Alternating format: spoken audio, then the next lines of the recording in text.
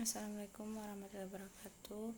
Saya Nova Fitriani dari MKH3B akan menjawab soal final teori perizinan kegiatan event yang telah diberikan. Soal yang pertama, jelaskan syarat wajib pembuatan izin Commandeer Venue Scope atau CV Event Organizer. CV dapat didirikan dengan syarat dan prosedur yang tidak mudah daripada PT, yaitu hanya mensyaratkan pendirian oleh 2 orang dengan menggunakan akta notaris yang berbahasa Indonesia. Pada saat pihak sudah sepakat untuk mendirikan CV, maka dapat datang ke kantor notaris dengan membawa KTP untuk pendirian CV. Tidak diperlukan adanya pengecekan nama CV terlebih dahulu.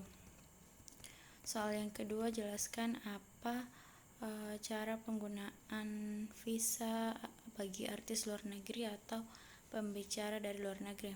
Visa tinggal terbatas diberikan kepada orang asing yang tinggal di wilayah negara Republik Indonesia paling lama 2 tahun, terhitung sejak tanggal diberikannya izin masuk di wilayah negara Republik Indonesia. Izin tinggal terbatas diberikan untuk jangka waktu yang paling lama 2 tahun dan dapat diperpanjang paling banyak 2 kali berturut-turut. Untuk soal yang ketiga, jelaskan perbedaan pengurusan izin keramaian dengan pengurusan izin reklame. Izin keramaian adalah izin diberikan kepada orang per orang, organisasi, kelompok atau panitia atas permintaannya untuk mengumpulkan orang dalam jumlah banyak.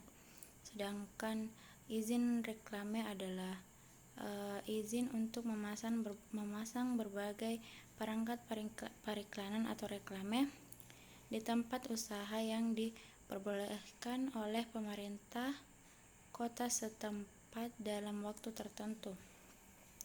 Yang keempat, jelaskan pengertian sport tourism, keuntungan diadakannya sport tourism, dan syarat perizinan sport tourism. Sport tourism merupakan pariwisata yang direncanakan oleh individu dengan tujuan untuk mengamati atau mengikuti berbagai acara olahraga.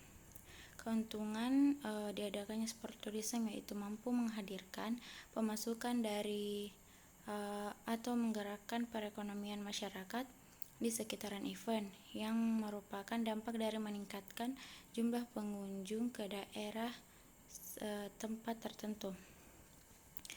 Yang kelima, jelaskan contoh perhitungan pajak hiburan di Kota Makassar. Berikut bisa kita lihat tarif pajak menurut jenis hiburannya. Setiap daerah memiliki wewenang untuk menetapkan besaran tarif pajak hiburan yang berlaku di wilayahnya. Namun dalam regulasi pajak yang ditetapkan pemerintah pusat, tarif umum untuk pajak tersebut ditetapkan sebesar 50% dari dasar pengenaan pajak. Namun ada beberapa jenis hiburan yang tarif pajaknya berbeda, ada yang lebih dari 50%, bahkan ada yang kurang dari 50%.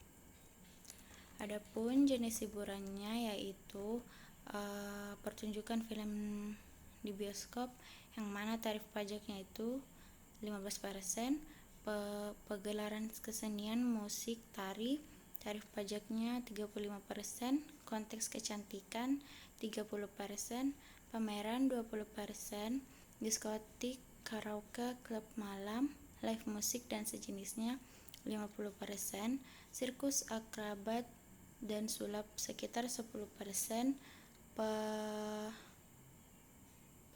permainan ketangkasan sekitar 20%, dan refleksi 50%, serta pertandingan olahraga tarif pajaknya sekitar 15%. Berikut contoh perhitungan pajak. Contohnya, misalkan Rani membeli tiket bioskop melalui pemesanan online untuk mendapat diskon sebesar 15%. Rani menonton di hari Minggu sehingga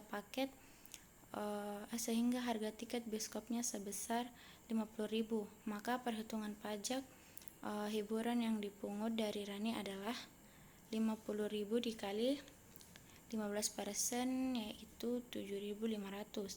Sementara jumlah uang yang harus Rani keluarkan untuk membayar tiket sebesar 50.000 dikurang 35.000 untuk harga diskon dari 15%, yang sama dengan 15.000 ditambah 7.500 dan hasilnya 22.500. Jumlah akhir besaran pajak pokok pajak terutang dipungut dari penikmat hiburan sebagai subjek pajak, sementara penyelenggara hiburan bertugas untuk memotong pajak dari transaksi yang dilakukan penikmat hiburan dan kemudian menyetorkan pajak terutang sebagai wajib pajak. Yang terakhir, jelaskan pengertian pajak reklame dan syarat pendaftaran pajak reklame baru. Pajak reklame adalah pajak atas penyelenggaraan reklame. Adapun syarat pendaftaran pajak reklame baru yaitu pada reklame papan yang berukuran 6 meter persegi atau kurang, yaitu memberikan gambar desain produk reklame yang akan diselenggarakan. Yang kedua, ada fotokopi identitas diri seperti KTP, SIM, dan lain-lain. Yang ketiga, surat kuasa, terus surat pernyataan tidak keberatan reklame dipasang dari pemilik lokasi, dan yang terakhir fotokopi pajak bumi. Sekian dari saya, kurang dan lebihnya mohon dimaafkan. Assalamualaikum warahmatullahi wabarakatuh.